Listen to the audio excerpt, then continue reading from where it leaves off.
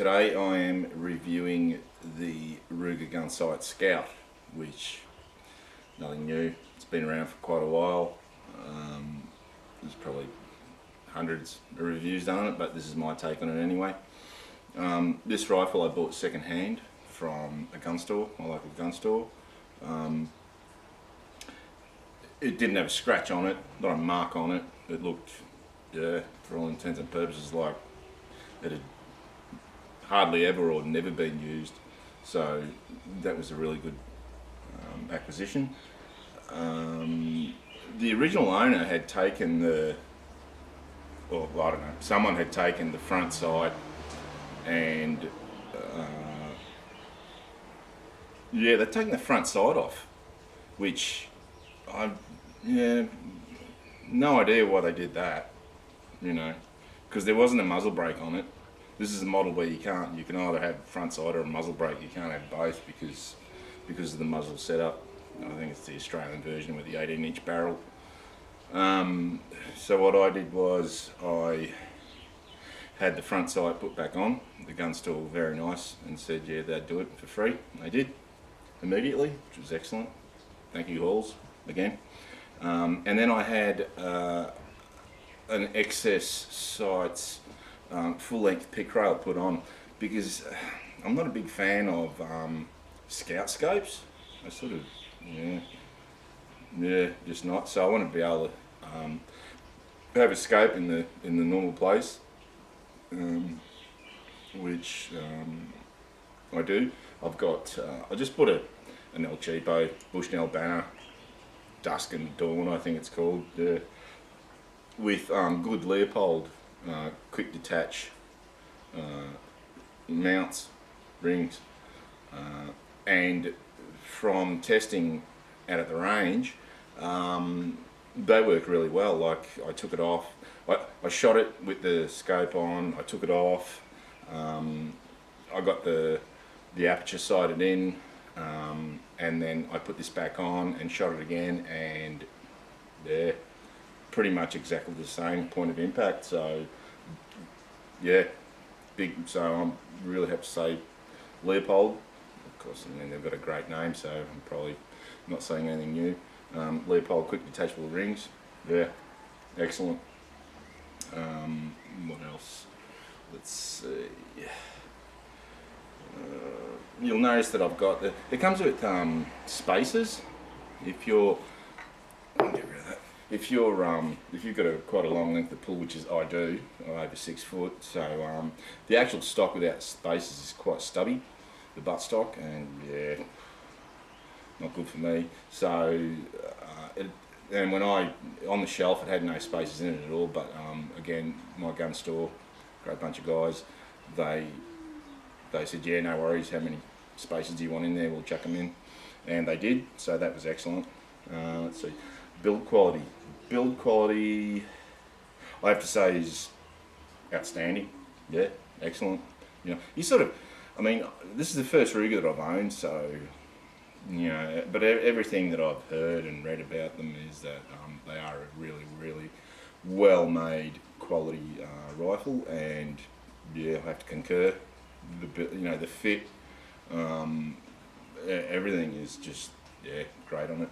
I have taken the sling swivels off because there's a reason why, very many, if not all, military rifles have side mounts for their sling swivels, because especially with large capacity magazines, and this comes standard with a 10-shot magazine, so it's poking out. I haven't got a 10-shot here because I don't use it. When you get a 10-shot magazine poking out and you're trying to, chuck that on your back with a sling, it just catches everywhere. It's a bad idea. So I've got on order from Brownells in the United States quick detachable sling swivels and quick detachable inserts, which I will put in myself, and I'll just plug them up with some plastic steel putty or something like that. What else? Yeah, the stock's really nice.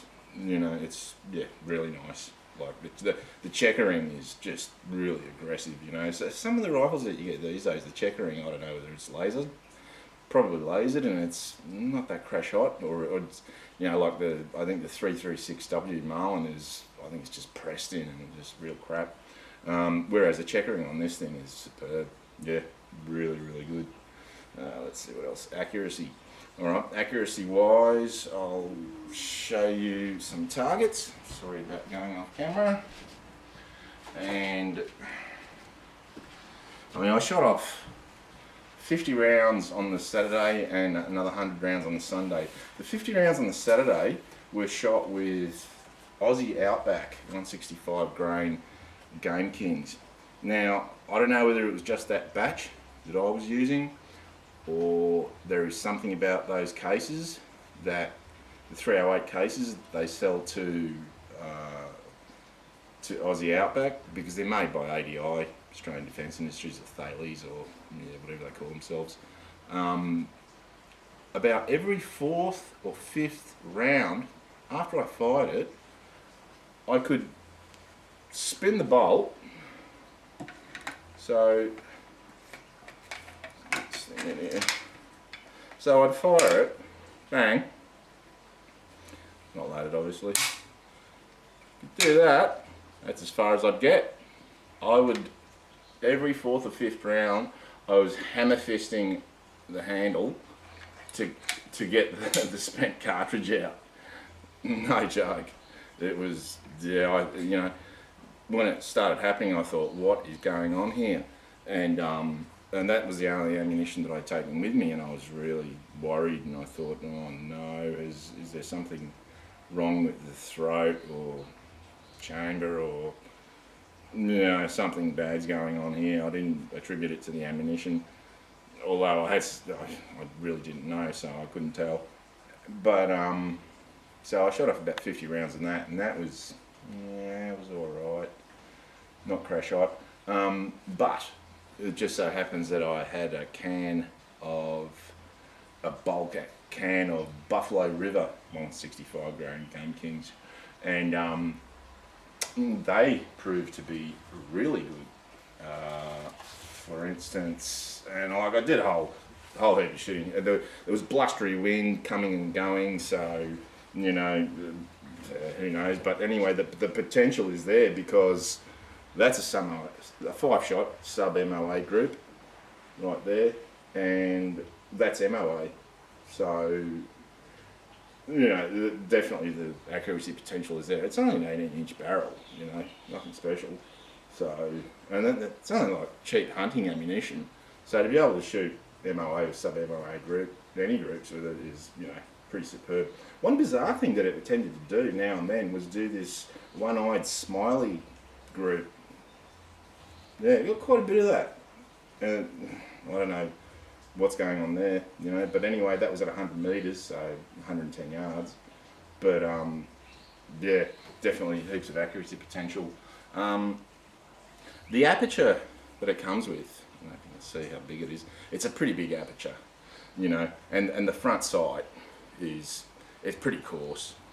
You know, it's not fine. It's not a target sight by any stretch of the imagination, but I was actually quite pleasantly surprised, because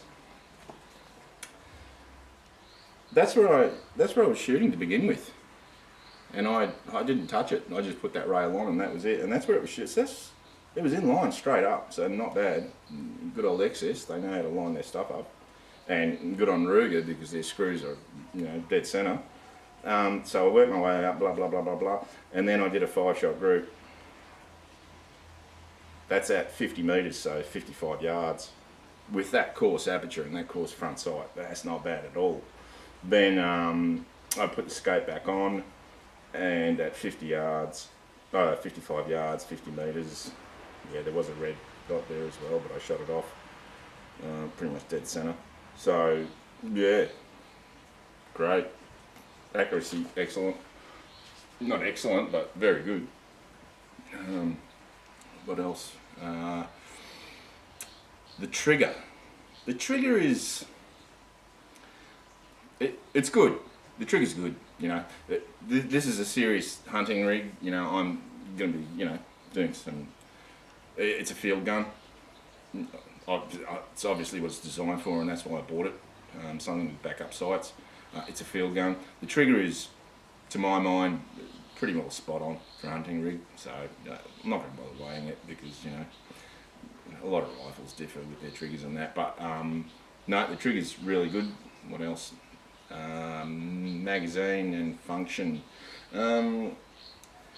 You can get 5-shot, or I don't know if you can get 3-shot, 5-shot, 10-shot magazines. This is a Ruger, a proper Ruger polymer magazine, and what I found with it, I bought it aftermarket, is that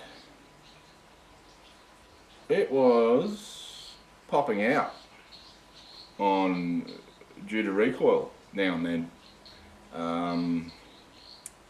and I'll explain why that might be the case.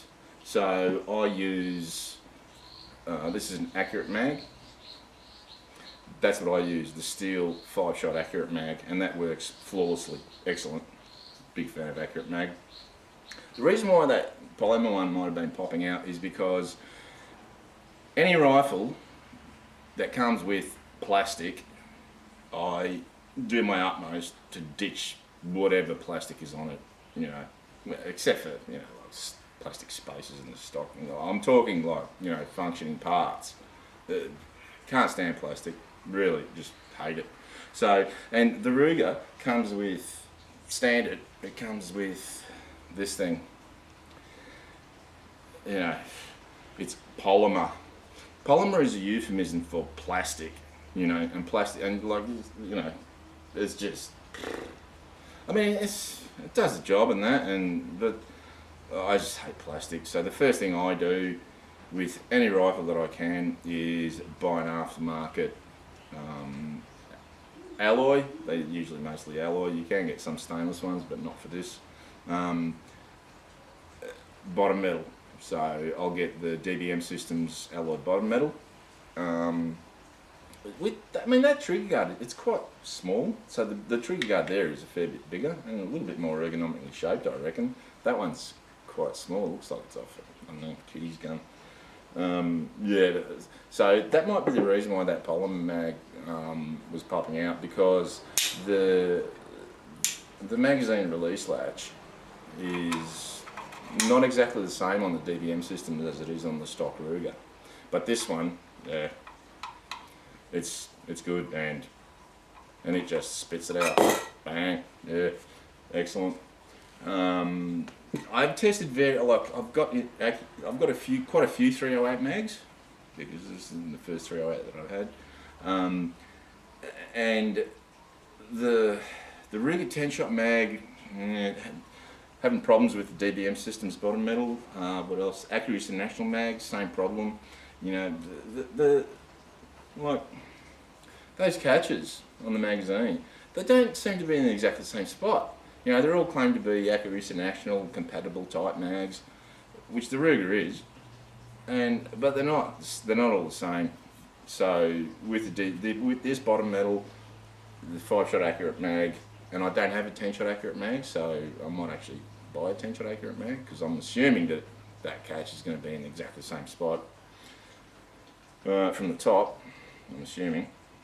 So yeah, 5-shot Accurate mag, that's the way to go. Yeah, the iron sights, yeah, really good. Yeah, quite surprised. I thought I was going to get rubbish accuracy with them, but no, they're good. They're good. What else?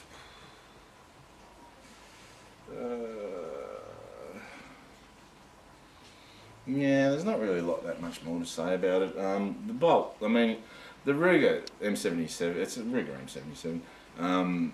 You know, you're very, very close copy of the Mauser bolt Mauser action. It is a Mauser action.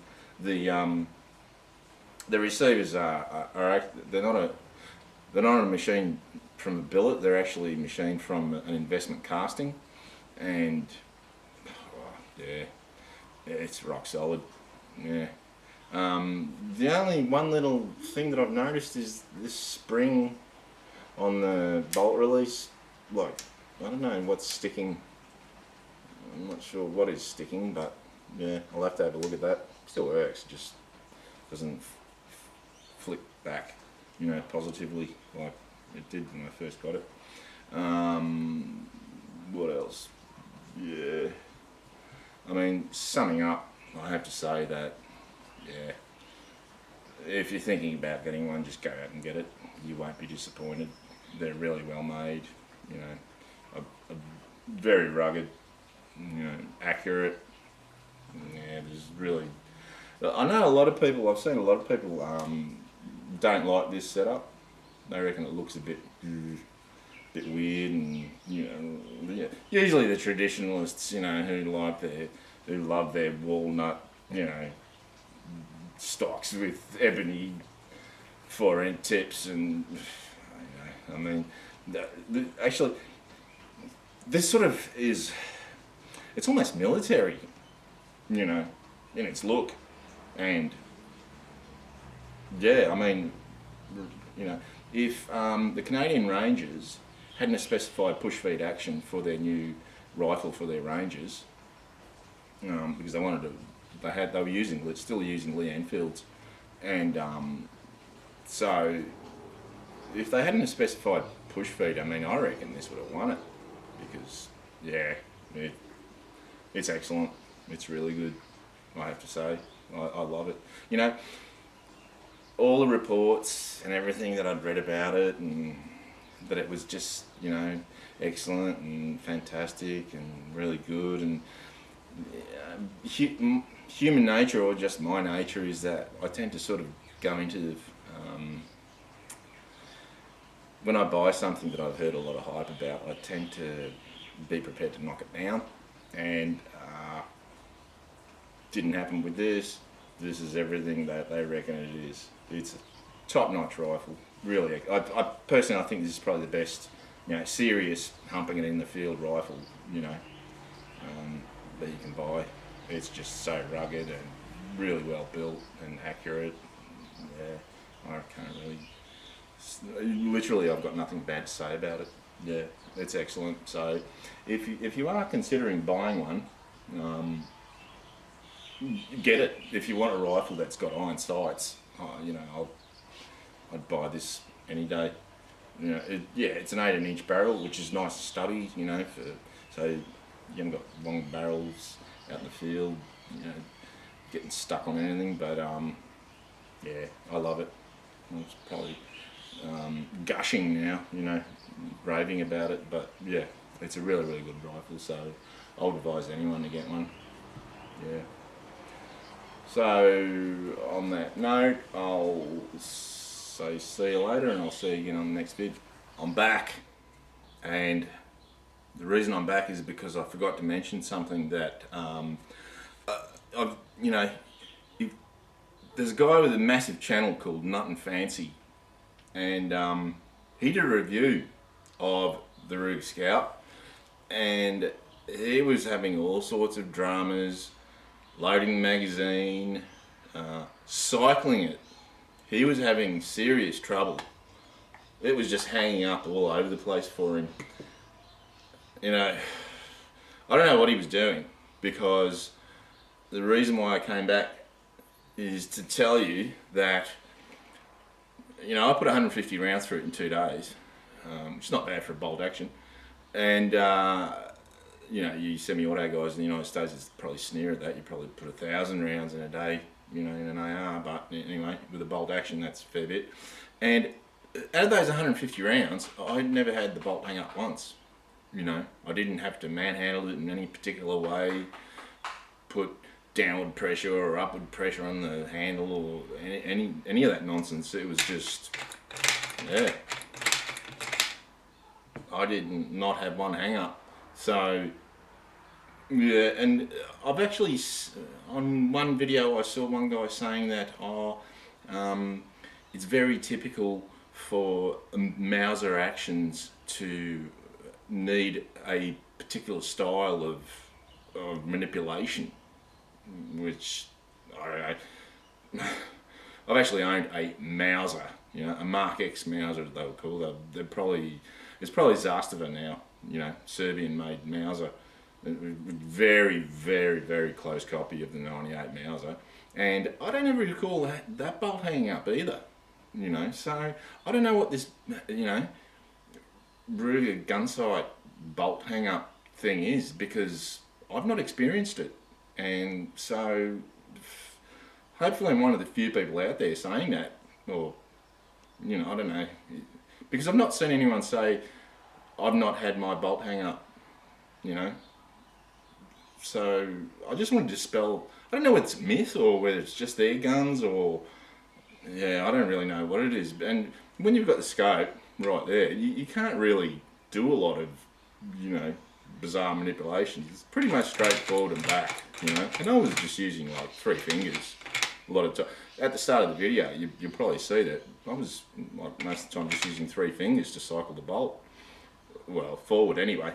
So yeah, I've never had a hang up, you know. So yeah, I just wanted to come back and tell you about that, because I didn't. So I just wanted to talk about that. It's not loaded. So yeah, just wanted to tell you that. See you later.